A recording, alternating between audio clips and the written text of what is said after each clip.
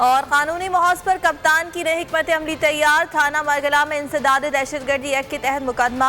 इमरान खान आज इंसदाद दहशतगर्दी अदालत में पेश होंगे। हाई कोर्ट की जानिब से 3 रोज़ा जमानत पर थे।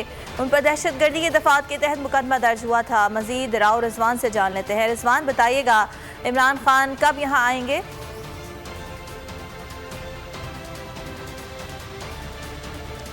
जी, साबिक चेयरमैन तहरीक इंसाफ के चेयरमैन इमरान खान जो है उन पर इंसार दहशतगर्दी की दफात के तहत मुकदमा दर्ज किया गया था। वो आज जो इंसार दहशतगर्दी की अदालत है AT उसमें जो है आज पेश होंगे।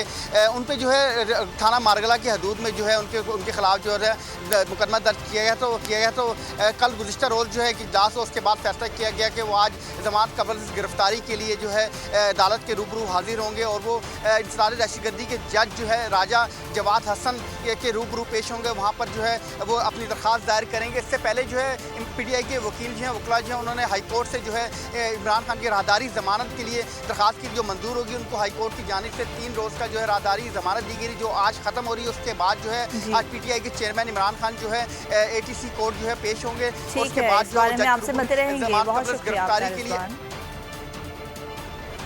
मैं हूँ जैस्मीन मंजूर और आप मुझे देखेंगे सिर्फ बोल पर।